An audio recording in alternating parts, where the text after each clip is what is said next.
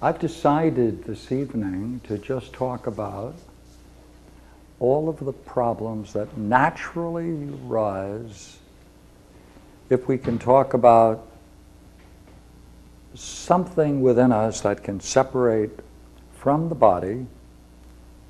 And if it can separate from the body, that means there's some kind of a trip or a journey. And everything we say is really a consequence of this one simple statement. I can only journey if it is. If it is, it must have some definable limit.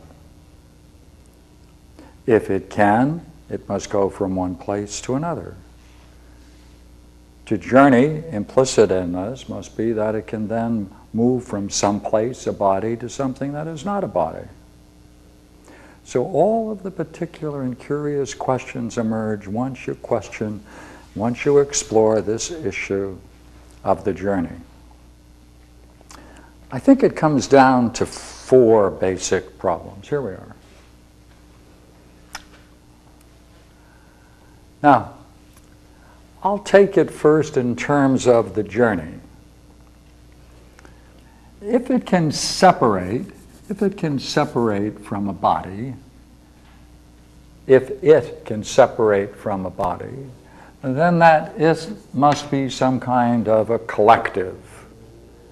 It must retain some kind of, for lack of a better word, form. Right?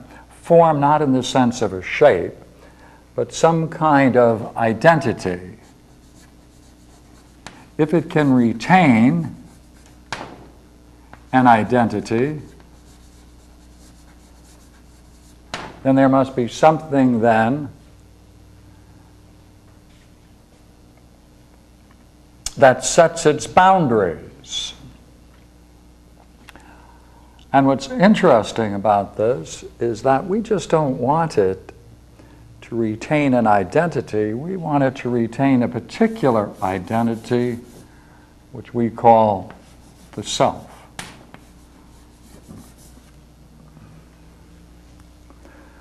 Now, if therefore there is one authentic account of a soul separating from the body, that means then if it separates, there must be some kind of a vehicle. By that I mean something nothing other than what we just described. I'm putting it together in one word and saying it's a vehicle. So if I draw here a picture of a man, let us say for the moment, therefore, I can talk about the soul and represent it in this way, with wings. Right? And since it has the capacity for, we hope, experience, then we can say there must be an eye of the soul, and therefore I put a little face in there. But right now, I'll just put one eye in there. Of course, that means it's a cyclops, but it isn't intended that way. All right, now, if we say then it can separate from the body, then by necessity it's a bodiless thing, right? It can't be a body. It separates from the body. Unless we have an operation and we remove a limb from a limb. But this seems to be the question of whether or not if it separates, if it retains an identity in its separation, and if it does maintain an identity,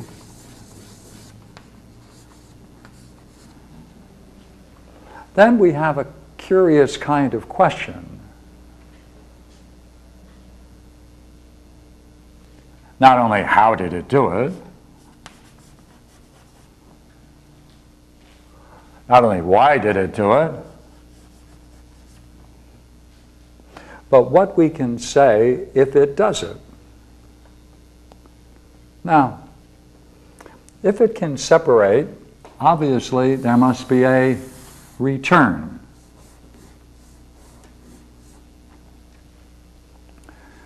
So therefore, if separation, a return. Because otherwise, there'd be some question about whether or not there ever was a separation. Therefore, this is talking about the separation of the soul from the body while someone is still living. If that is at all possible, then we have this interesting process of a separation, and a return.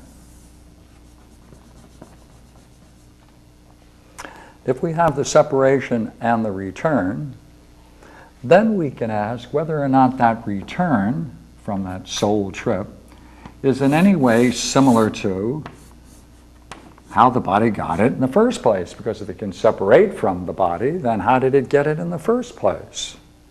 So that's an interesting question, right? How did the body become ensouled?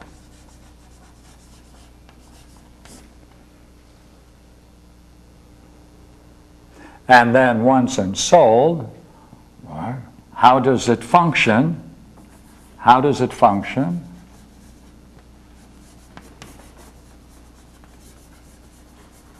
How does it function in the body?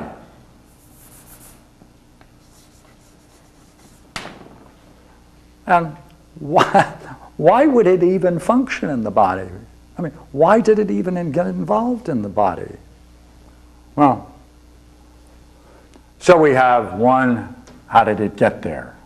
Two, what is it doing while it's there? Three, if there's a separation, we are quite interested in that separation. And four, we're interested in the return. Now, everything we say is to try to make sense of some person's account of a separation and a return. Everything we say merely follows this, and these are all the problems. Now, would you not agree, if there is a return, then we can ask, was it worth it?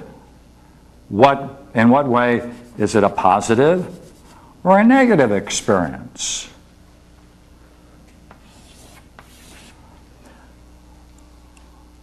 We can say, look here, it's very nice to have separated, but maybe the separation caused irreparable harm to the psyche in some way, and therefore it shouldn't be done. In the same way, we can say, what advantage accrued to the individual? Or was it a fall? Was the fact that the soul enters the body, was that a result of a fall, a negative, or was it a positive? Once ensouled, how does it function? Is there something it does equally well that we can put in plus and minuses?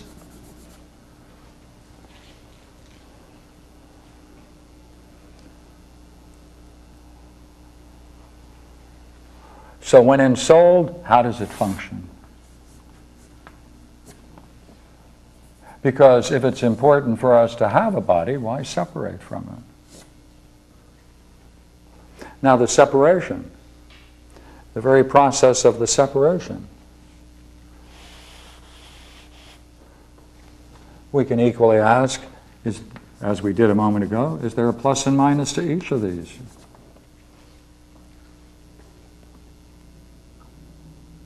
Each of these questions, therefore, require an answer. Looking for answers based upon just that one step, whether or not the soul is capable of making a journey independent of the body while still alive, brings all of these issues up. The way you try to answer them from the experience and filling them out into a rational whole, that is to say, if you can find some way of making, I hesitate before calling making sense of it, but making it into a rational whole. Because if you can bring together all of these parts that fit together rationally, then you're giving an account of the soul. And that's the whole study of the soul. Eschatology, right? That's a whole study of the soul. So when you make the rational, you are then involved in philosophy. But that's only true under one assumption. And that assumption is that in that separation, there has to be something like wisdom that's encountered, and it has to have such a positive value that in that separation, that the possibility then of seeing apart from the body justifies the separation and the journey, and therefore it must awaken some kind of intense desire for it, the object of its goal, and if it in fact includes some idea of beauty, then we can say clearly, since all men desire what is beautiful, there necessarily must be a love for beauty. And again, as we said before, if we can say the most beautiful thing is akin to wisdom, then we can say it naturally follows that a rational explanation of the separation of the soul from the body is philosophy if in that separation the soul encounters a marvelous and wondrous beauty, which if it can be called wisdom, that would ignite a love for it, and therefore that justifies the explanation that the soul's subject belongs in the field of philosophy. Therefore, these are all the problems. Obviously, you can enter into this anytime you'd like. So then. I had I guess, a question, or maybe another side of thinking. If the soul can separate from the body, then another, I guess, something that would follow from that is that the body is something, that the body is real. Yeah. And then if the body, then I thought, well, if the body is real, then it's indestructible. The soul would be indestructible? No, if the soul can separate from the body, then the body is real. And if the body is real, then it's indestructible. And if it's indestructible, if the body is indestructible, the body must be something other than this physical form that we normally associate as being the body, because these bodies, in our normal states of thinking, are not indestructible. Now, see whether we're introducing another word, right? The word now we're introducing is, there must be something about the body other than the physical form of the body. Is that what you're suggesting? Because if the body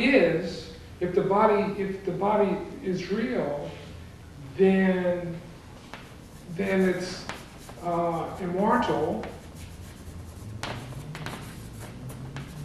And if it's immortal,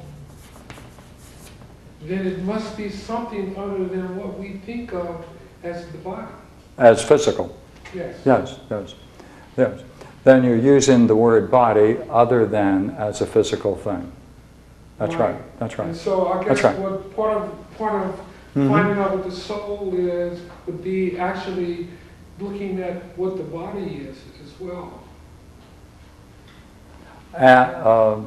You remember now you have two things you're talking about. You're talking about the body and the physical shape of things, are you not? Right? You're making a distinction, aren't you? Well, I think what I'm trying, I guess I'm wanting to know in relationship to the body, what is the relationship of the soul to the body? And then in determining that relationship, I have to have an accurate description of the body. Because the body may be something other than our popular notion of body. Yeah. And the popular notion of the body, let's call the physicality. Right. Yeah. Now, what is interesting, see, what you're talking about now is the relationship between the soul and the body. That's what we have now. Right? So here's the soul, right? And here's the physical body. And we want to know what, after all, is the connection between the two? How does it function in the body? Why is it there? Is there something we can learn about that relationship? Right? There's something we can learn about that relationship. Now,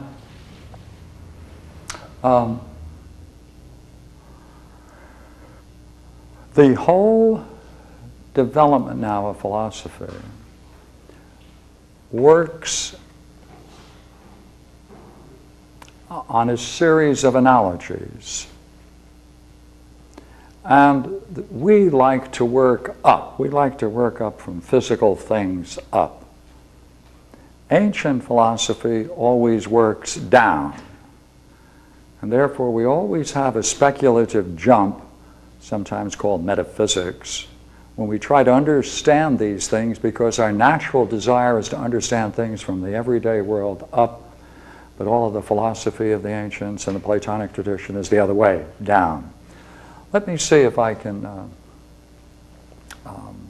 explain that in this way.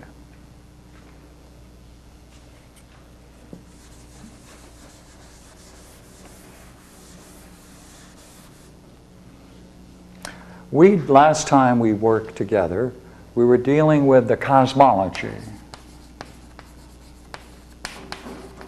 Now,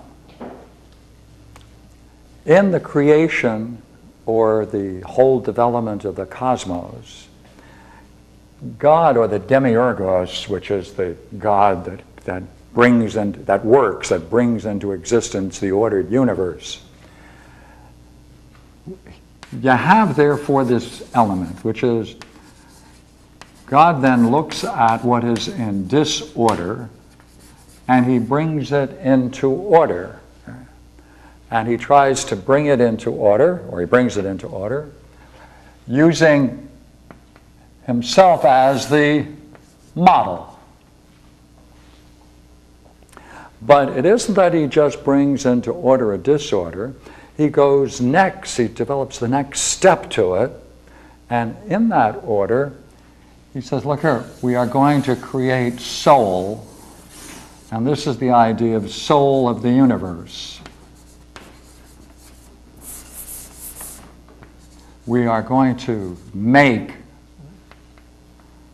the soul of the universe. And he does that, remember, out of being.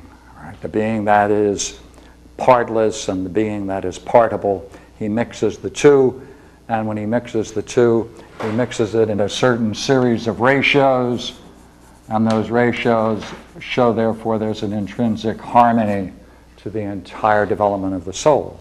Now, all right, why are we doing this? We're doing this for one purpose.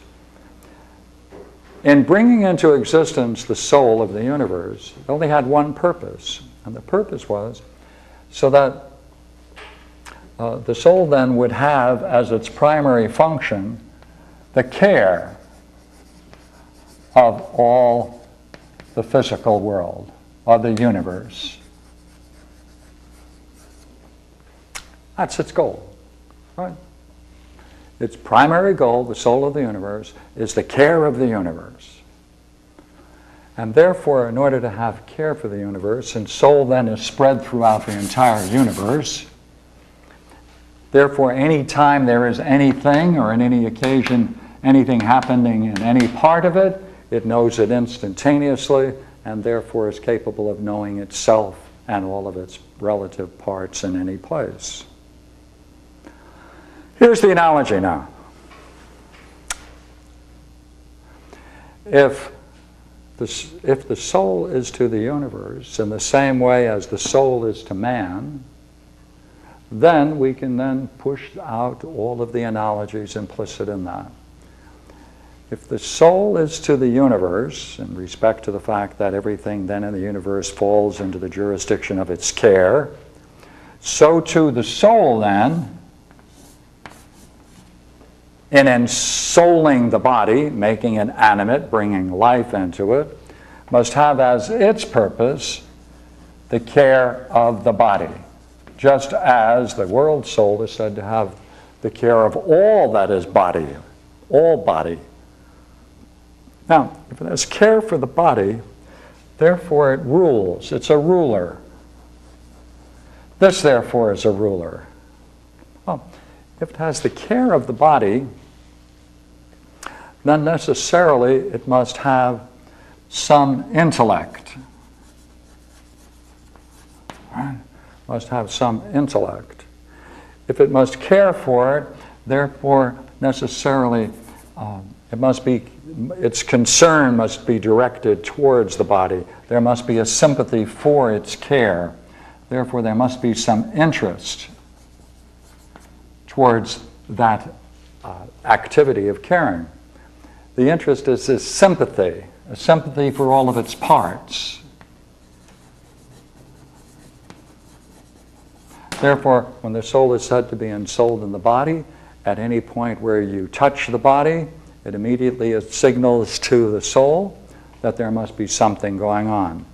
Since it takes care of the body, then soul is primarily an intellectual, must have some intellectual, primarily an intellectual function. I drove here. To drive here means I had to have a plan. I drove here because I thought it was important for me to be here. Therefore, I have a care. I'm showing care. I must command myself to do it in order to realize the goal. That's care. The soul is caring for me, caring for the body. I drove here because I thought it was important for myself to be here. Therefore, I had to have a plan. I must be able to grasp the plan. I must be able to put the plan in operation. Therefore, a soul is primarily an intellectual kind of thing. It's an intellective kind of a thing. Well, if it's an intellective kind of thing, then in its separation, it must not only have the power to separate, because that's a process, and all process presuppose some kind of power, but it also must have some intellective function. Because suppose someone were to say, it's quite possible to separate the soul from the body, but the soul is kind of dumb. It's not going to retain anything. It's not going to experience anything of any significance because it doesn't have any mind when it separates. Well, then we wouldn't consider it too significant a journey. Therefore, if there is such a thing as a separation of the soul from the body, right, then there must be some power to it. It must have some intellective sense to it. It must have some unity to it in separating. And if it separates unitarily, it may have some kind of a vehicle.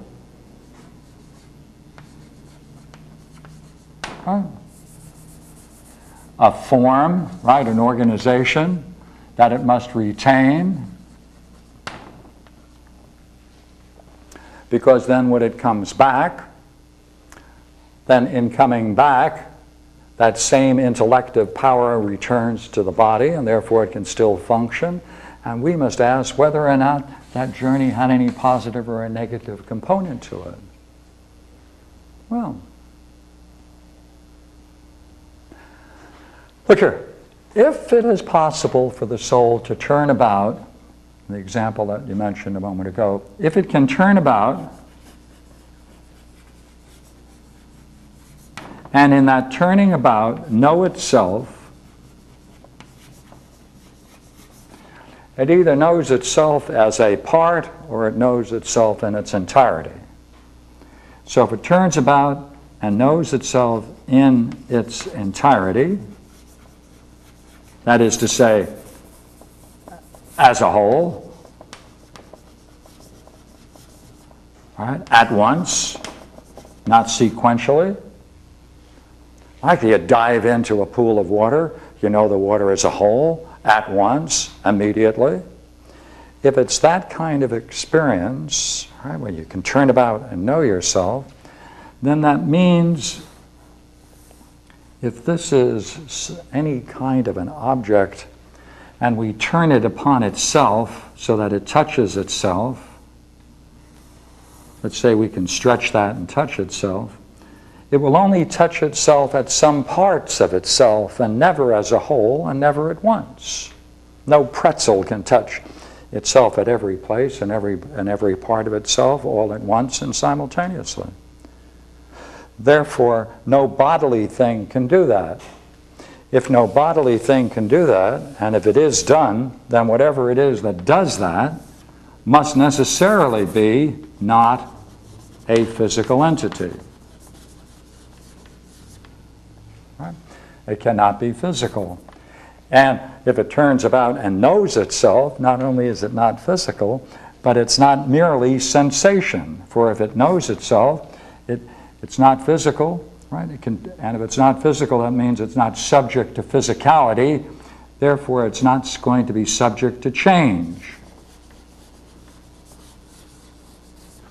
Right? If it's not going to be subject to change, then in one sense, it's not going to perish. If it can separate itself, then it's not dependent upon the body for its existence. Therefore, it's independent. Therefore, it's independent of the body. Now, if it can know something much more and superior to what it knows when in the body, then we have to judge whether that was significant enough for the journey to take place and how it fits into our picture. So, therefore, let's try it. If there is, therefore, this turning about and knowing itself as a whole, all at once, clearly soul is not something physical. It's not physical, right? And it therefore must be independent of the body, and it can survive the body, because that's what we mean by it. Now, if it can do that, and if it in that separating, it can recognize itself. See, if it can recognize itself as that which is doing it, then the identity of the self is equally a part of the nature of the soul. Right? If it can separate and it still retains the sense that, hey, that's me, it's me, I'm doing it, it's a separation, that's me, right? Therefore, necessarily the idea of the soul must include one's identity. For if it didn't, if the soul separated from the body, it'd say, hey, goodbye, let me know what it's like when you come back. In that sense, then, the soul's identity would still be retained in the body and not part of the soul, and therefore the body, therefore, in respect of one's identity, would be built in and a necessary part of the body. If that doesn't happen, but if it takes place in the way I just suggested, therefore the idea of the soul includes one identity, includes it in the sense that that's what it has or that's what it is. Therefore we can say in that sense that it's an intellectual function, it's not physical, it maintains one's identity.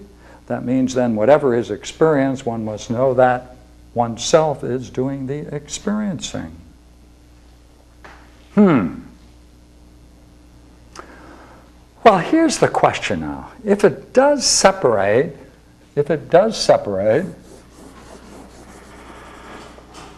then in what does it participate? Huh? In what does it participate?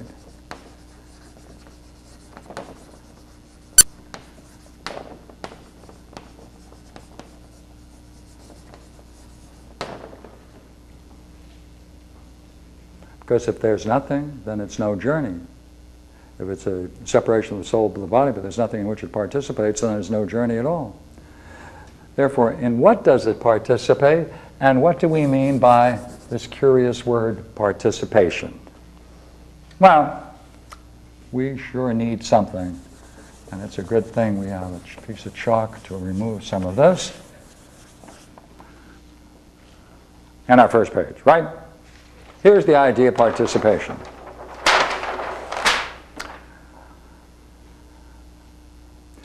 Any participating principle, right, gives to what participates, or the participant, right, either itself, right, it gives itself, or a part of itself. If it gives part of itself, then we can use the word bestows. Then it bestows life upon animate bodies. And since it can know itself or revert upon itself, therefore, you know what we can say? Let's try it again. See? If any participating principle gives to the participant either itself or some part of itself, and the example we used was, right, if you get into the water, you participate in something, there must be something you participate in, and therefore merge in, become a part of, right, become a part of, and therefore here's the one principle we need. There must either be a resistance on the part of what is being, there must be a resistance on the part of what is being participated in, or an acceptance of it. That is to say, suppose someone were then to separate the soul from the body and take a very nice trip, and came back and said, you know what I encountered? I encountered a sign as soon as my soul left the body, and it said, we don't want you. The price is more than you can pay. We don't like people who have 10 toes on their feet, right? Or 10 fingers. We don't want people separating into this region, right? Well, either there is a resistance to that participation, or it's an acceptance. The principle in this game is that that participation is entirely open if whatever is participating is fit for the reception. Therefore, it's always accessible. It's always accessible if the individual is fit for its reception. No, nothing to overcome.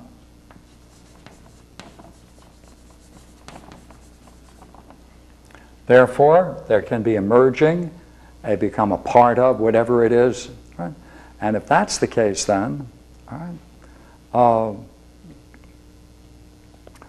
what does it find? What then is that thing to which it finds? Now,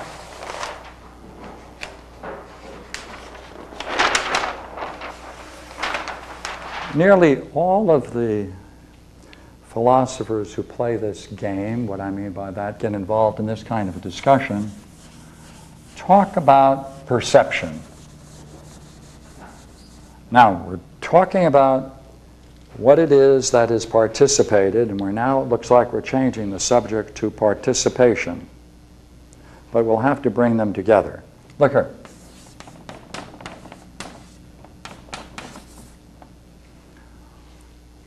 Perception is only possible if there's some medium,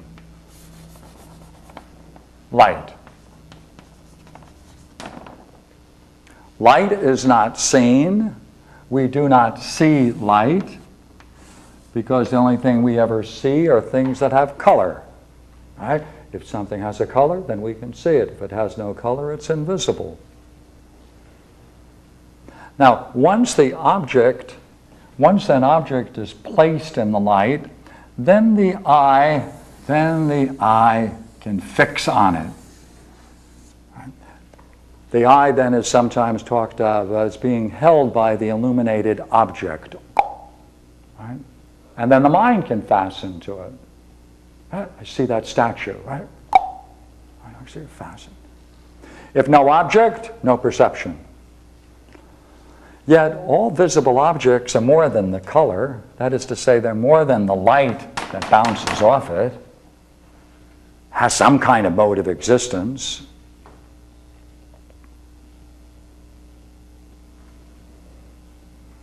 Well then, let's see now if we can do that with the soul.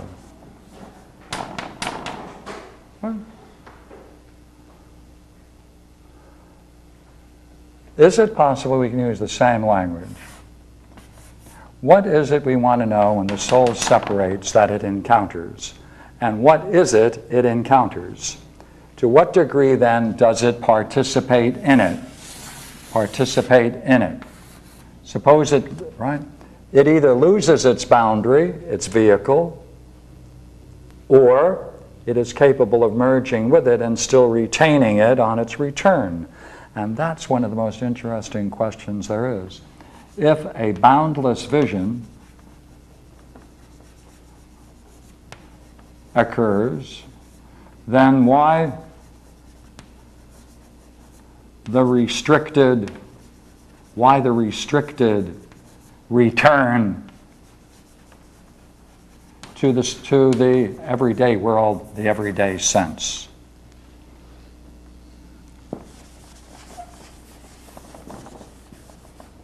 Well,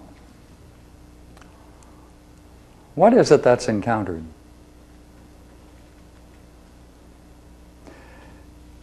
See,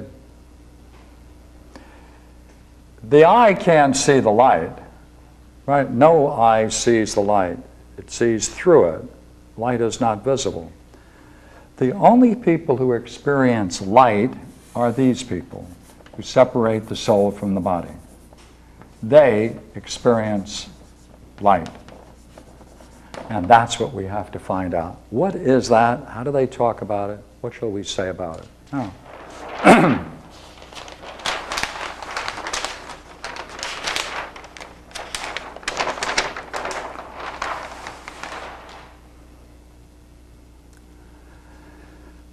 Now, I'm going to use these words. What is encountered in experience, what is encountered in the experience is a luminous, right, radiance. Now I'm going to add to it. Right? That is a light experience. Now look here. What one encounters in that light is not just simply luminosity. What encounters in this, that this is in fact life. It's a life that's brilliant and perfect.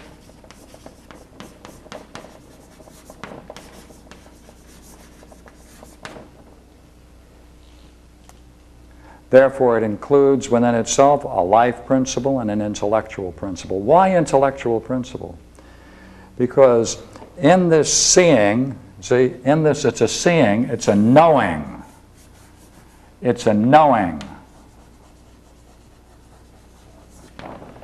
And therefore, it's a knowing experience, and therefore, it is a knowing or an intellectual, the use of intellect. The eye of the soul is the intellect.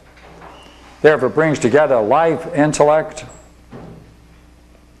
and in that, the universal from everyone in every tradition, that needs nothing, seeks nothing, that is simply just as it is, perfect, being exactly what it is. And it contains within itself, and the key word we need is a goodness. Not the good, but it is good. Not the good, it is a good. Now, what does that mean then? The soul has suddenly taken on light. This, therefore, is the first real experience of light. It's therefore called the source of light. Therefore, in philosophical talk now, we can say, while things are illuminated, we can turn to the source of it and discover the sun. The biggest problem in philosophy is if that parallel, if that can be said to be parallel on the level of the soul, then in the same way, in experiencing this light, there must also be a source to it.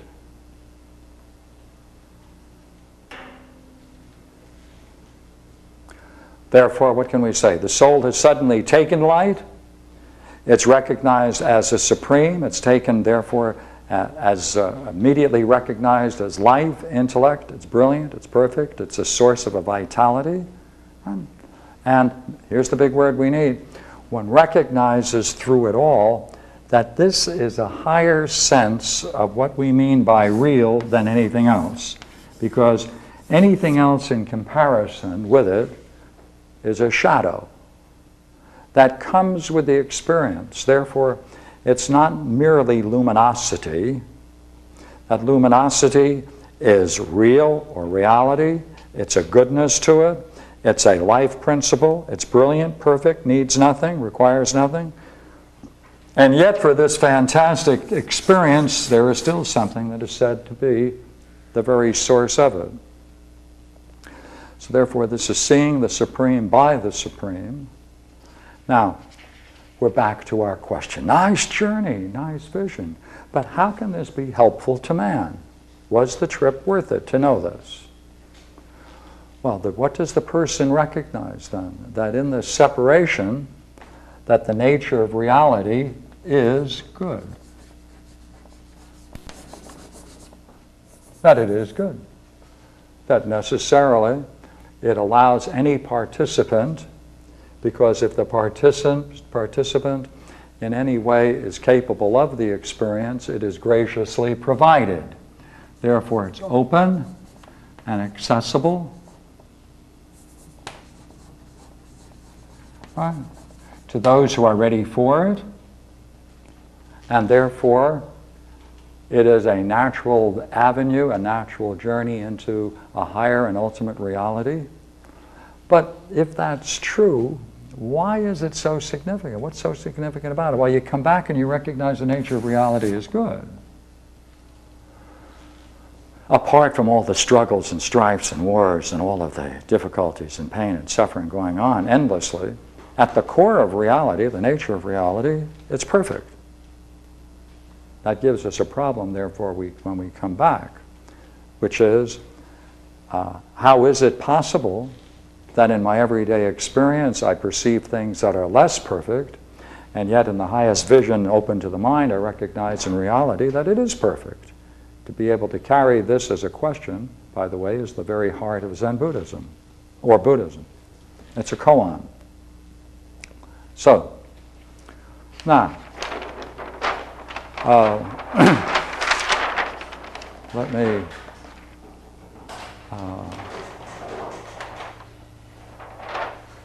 push one idea. Yes, I want to make sure we have that fit for the reception. So, let's go back to 1, 2, 3, 4.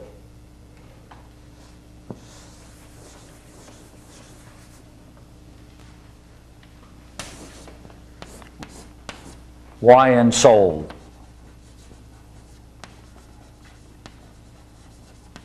One, all right. Why? All right. What follows once in the soul? 3, the separation. 4, the turning around, the vision, and the return.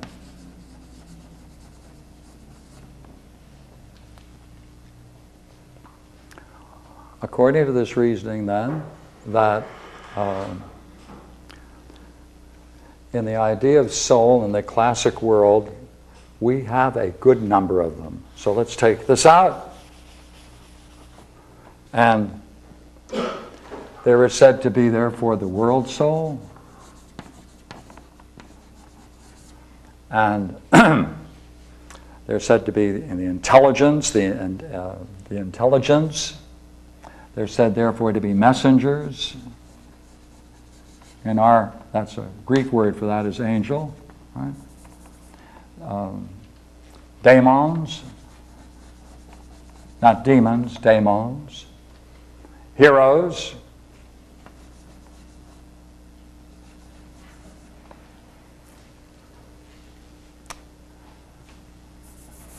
Intelligent beings like you and I. And soul is also occupied with anything that has life, but it need not have intelligent life, right? It can be non-rational life forms.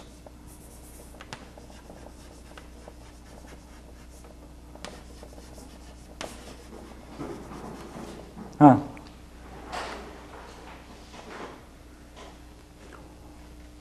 You see, in the Greek world, heroes are archetypes.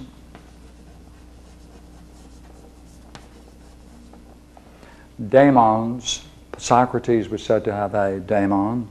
A daemon is that inner voice, which if we listen to, right, the inner voice needs to be cultivated. That's a daimon, right? A messenger or angel is that which can bring, obviously, messages from the divine.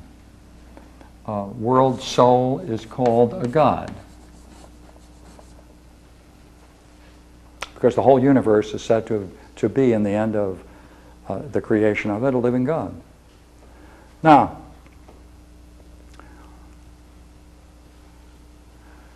if throughout this entire thing there is nothing other than goodness unfolding, then with that return journey, then therefore, we have to have been benefited.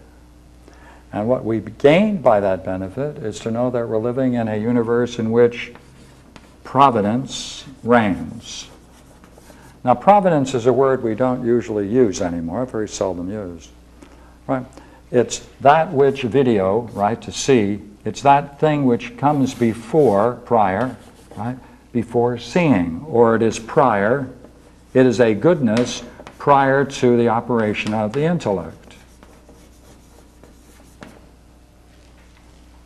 So therefore, after that experience, one then recognizes that the universe, on the basis of reality, is providential.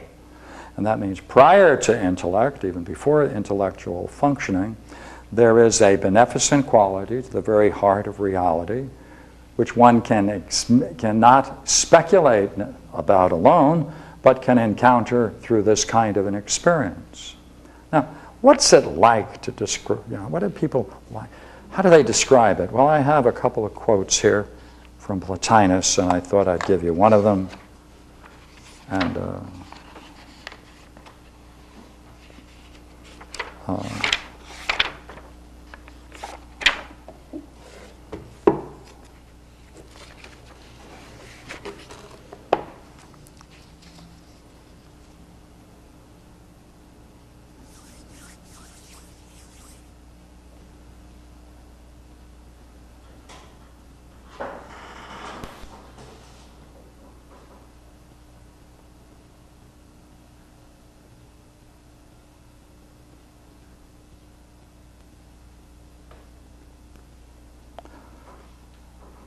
all the need is met by a contact purely intellective.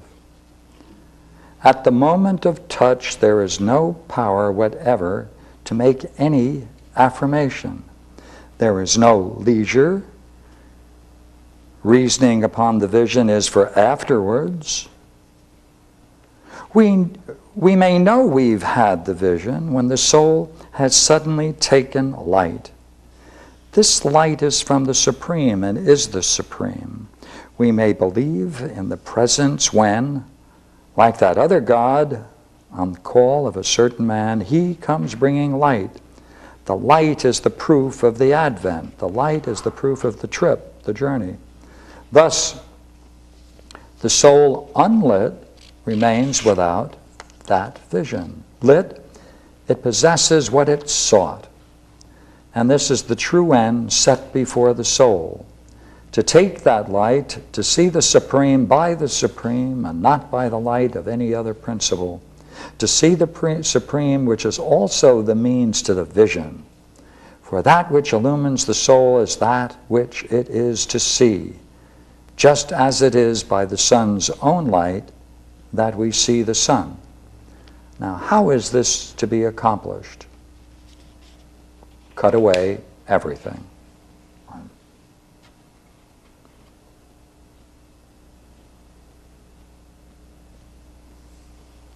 Now, what is this light? All life belongs to it. Life brilliant and perfect. Thus, all in it is at once a life principle and an intellectual principle. Nothing in it aloof from either life or intellect. It is therefore self-sufficing. It seeks nothing. And if it seeks nothing, this is because it has in itself what lacking it must seek. It has therefore its good within itself, either by being of that order and what we have called its life and intellect, or in some other quality or character going to produce these.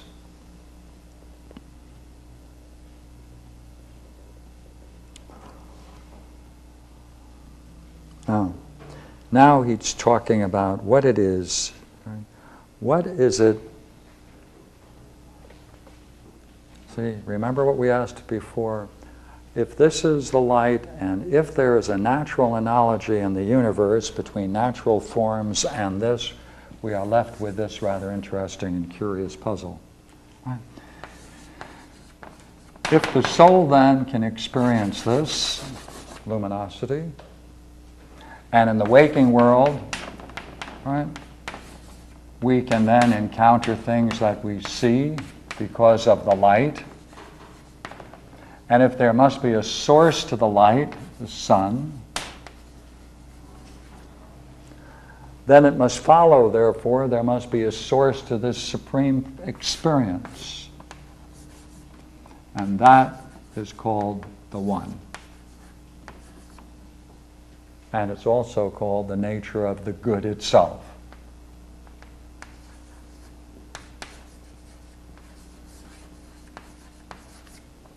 Capital, right? The good. Now, the relationship between the good and this kind of vision, or pure intellect, or pure being, because this is luminosity, this is the luminous experience we talked about. This therefore recognizes, you see, your intellect recognizes the intellect that is the very nature of that experience. So mind recognizes mind. Mind recognizes pure mind.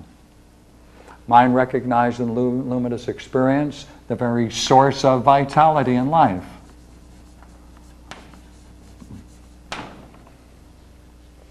In that overwhelming experience, phenomenologically, that's an experience of what is called in Plato the perfection of beauty,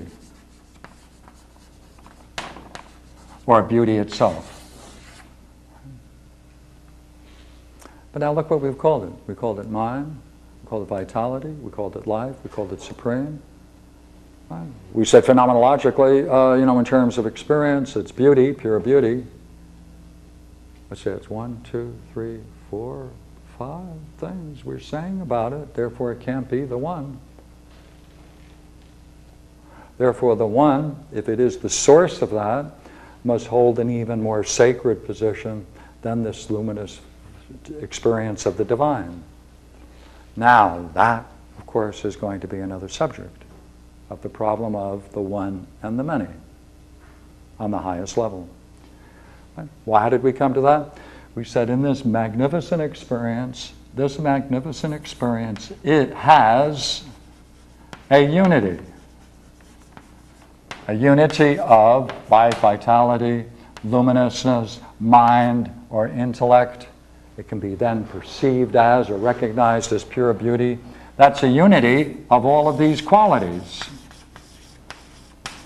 That's a many. That's a many. Therefore, even though it is a one kind of experience, it is not the one, if by the one we mean, strictly speaking, absolutely no parts.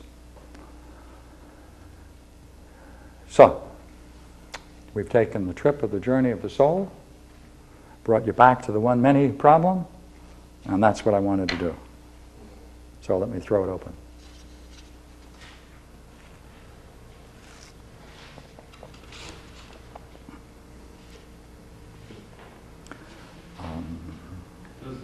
Does the one live in a castle? Pardon me? Does the one live in a castle? No, it doesn't. No. No castle. Doesn't live in a castle. No castle. No attendants. Does the light come out of a castle? Well, yes, you can call the light coming out of a castle. if you call that the abode of the divine, right? We can put terms to it like that. We call it the abode of the divine. Yeah. What did the Buddhists call it? You call this What did the Buddhists call it? the eighth oxherding picture.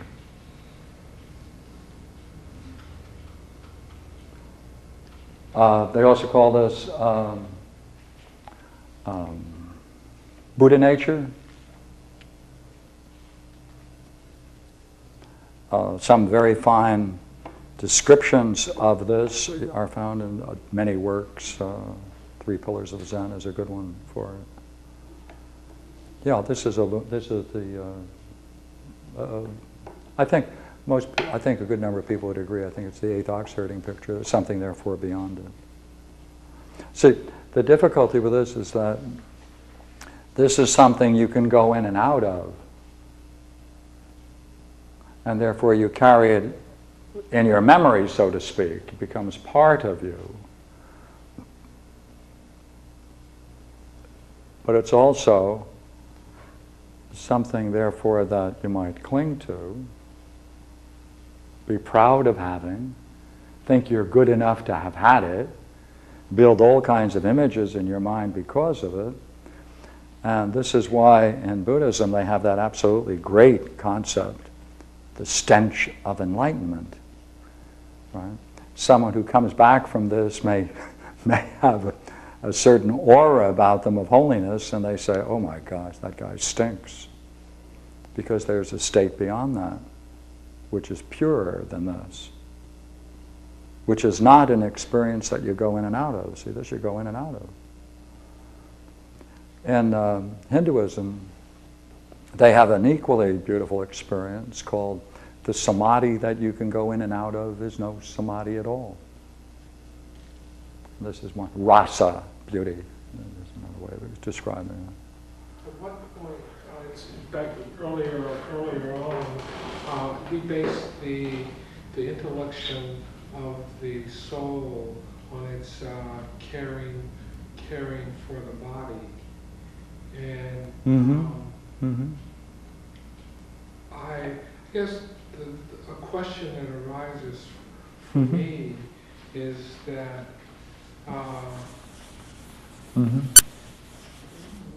How can we know that the soul actually cares for the body,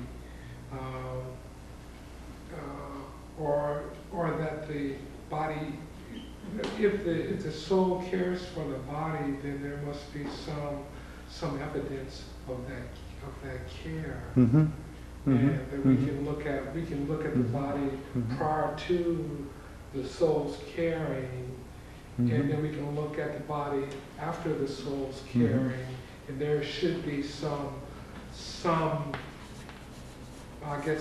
difference. Because if we cannot find any difference, then we cannot truly say that the soul cares. And then if we can't say that the soul cares, then we can't say that it has intellection. Yeah. Would you say that all men desire the good as they understand it? Well, honestly, I'd have to. When you say men, I don't. That's a concept that's not familiar. I mean, I know there's a popular perception of men. Okay. Would you say does mankind? Is that more acceptable? What do you want to call men and women collectively? I don't know anything to call me. I don't know what to call men or. Okay, I'll put them together. Or Do these things, right? Do all of these things desire the good?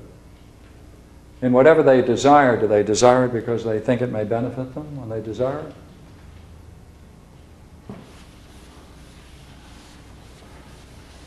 Here's a picture. Here are some people, let's take the other case.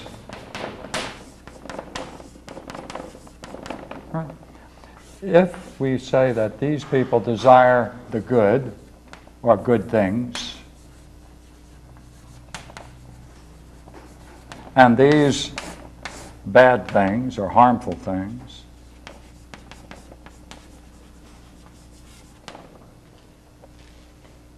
Suppose we were to find that this person who desires this bad thing does so because they actually think it's good and they were mistaken, it's really bad. Wouldn't you say this person belongs in this group? He really desires what's good? Well, actually, I have a problem Okay. with assuming the existence of men and women. Okay. And so once I assume Mm-hmm. that men and women exist, Mm-hmm. because for me, Oh, okay. when we say Alright. that something exists, we say that it is real. Mm-hmm. And if we assume that men and women exist, and then we base a philosophy on that assumption when we have not actually established that men and women do in fact exist. I see what you mean. You mean something very important about exists, don't you? Right. Right. And that is that That it must it's real. that it's real. And for existence to you means it must be real, and if it's real, it must be eternal or immortal, Exactly. right? Changeless. Right? Immortal. Right? Yeah. And we haven't established that men and women have immortality. So if men and women don't have immortality, then they don't really exist. That's So right. anything that That's we right. say, Oh yeah, yeah. Just to help you in language, just for a moment, just a convention. Sure. All right. There's a difference between existence and the word being, with a capital B. Right? Existence often is used for things that come in and pass out. Being is most often described as the way you use the word, real, changeless, immortal. Right? then things that have existence are not necessarily real. That's right. That's right. That's right. Using this language. Right. Yeah. So now you're saying, I can answer that question if I can find out that men and women share in this stuff, Right. not existence. Yeah. Right. Would you say men and women, though, each one of them, could you credit for something that has, would you say these things can set a direction for themselves? Do they set directions? Do they plan? Do they plan on eating? Do they plan on walking across the street? Beings. These things, men and women. So Men and women, just for the moment. Do these things plan? I can't until we establish that they have being. Well, yeah, maybe we can do that if we first just ask the existence question. Do these things that come into existence and pass out of existence, men and women, right, when they exist, coming in, right, do they, in their lives, set plans? I would say that things that exist, set plans Yeah, and yeah, yeah. directions. Right, right. And then they set directions for themselves, and they also command themselves to go ahead and do those things, Right. right? Whether they're successful or not is something else. Do they do that because they seek to gain something they think is significant for themselves? I would say. Right. In that sense, if they seek to gain what they hope or believe may be a good, right, then these things taken together say there must be something inside of them, right, insofar as they have existence, that cares. They may be mistaken about what they choose to be their good, but they're all seeking a good. Now, the thing in a person that sets plans and directions and commands, go get it, because it seeks to gain from that a good, that thing that does that in us is called soul. That's the definition for soul. Right, Okay? we talked that, Yeah, that right, was, we talked about that last week. Right. So now, if the soul can do all of these things we described tonight, then the soul is immortal. And therefore these things have not only existence, but being. And therefore, not that they say, well, let me make one more step and then we can perhaps help it. There's a part which is immortal. We're calling that being. There's a part that is very mortal, right? And see, all of that is activity, isn't it? That's involved. It's all activity. So their mortal part is in activity. And would you agree, not only is it in activity, necessarily it's seeking a goal, it's seeking, right, makes plans, directions, right, commands itself. It's in time. It functions in time. But that part of the soul that we talked about that separates from the soul from the body, in that experience we described, that's real, immortal,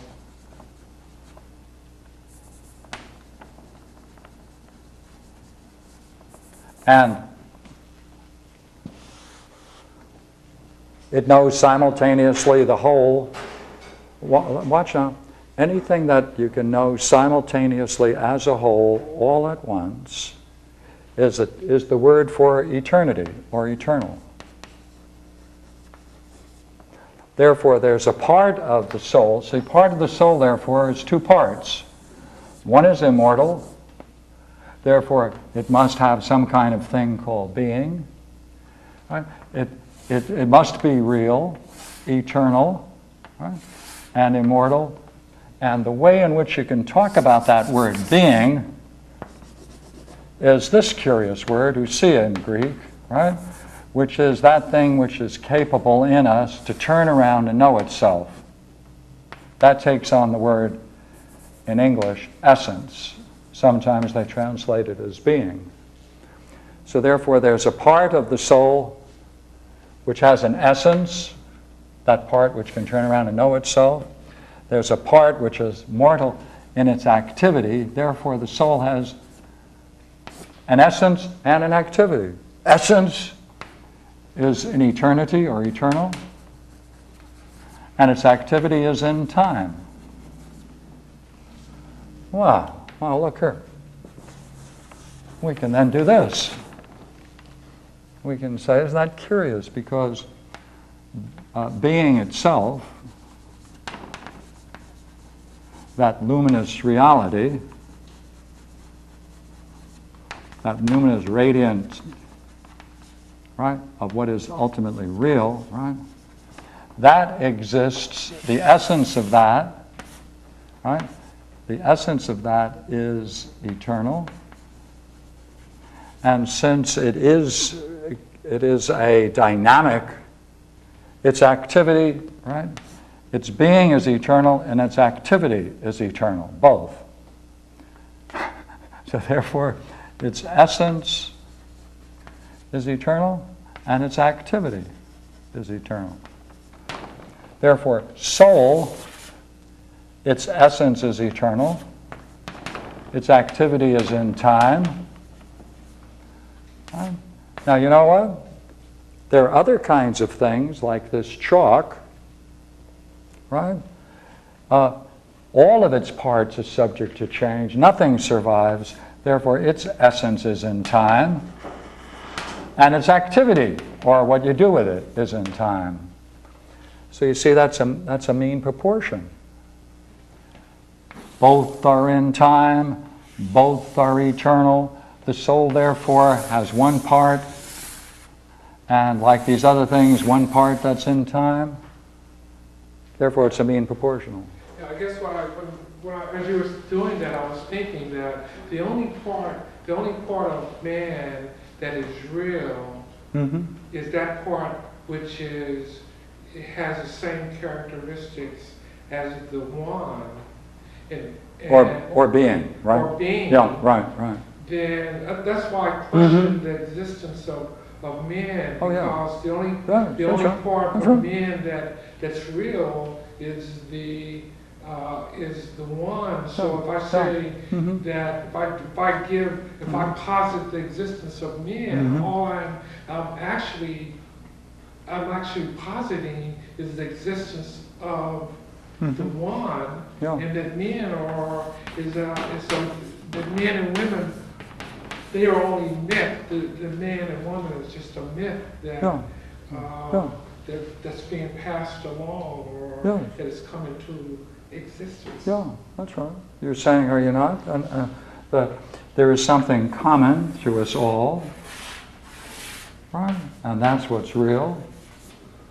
Well, And to the degree that we can participate in that real, but even when you or say one, when we say Yeah. us, then we're assuming that the thing that makes a multiplicity is real, and it seems as though the multiplicity is not real either. So That's the right. concept of us Must drop. is dropped. That's right. Totally agree. That's right. See, what you just moved from is the idea of individual souls to the idea of soul, to the idea of what is real as reality, right?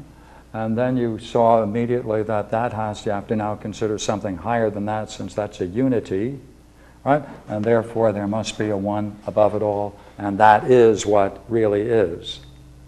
That's right. That's right. That's right. Okay. You've gone through these categories. Now, if we had more time, the fun thing to explore and to put into words and see whether you can make sense of it is how there can be individual souls. Can you talk about a collective? How does that relate to world soul? Are they parts of it? Do they share in it? Do they participate in it? Right. That's a one-many problem. Then, on the level of reality, if each of these souls is capable of experiencing the nature of this reality, then good heavens, if that's true, then if they experience the same thing and recognize in that experience it discloses something about themselves, that is, they know themselves, then they know the same thing about them all. Yeah, that's right. I know the time is late, but what I'd like to be able to do is to establish the existence of individual souls. I don't have the tools to Okay. lead myself through that proof. Yes. And we should take some time out and do it. But see, the part that you're talking about is very important, because that's the return. See, after that vision, why aren't we totally different? Why aren't we totally changed? Why don't we tell people that was me yesterday, I'm no longer me yesterday, I'm totally different? There's still something about us that we still recognize that has some kind of continuous identity. That's the problem of individual soul. And I hope At some point we will. that's the one-many problem. Okay, thank you. Okay? Very good. All right, thank you very much.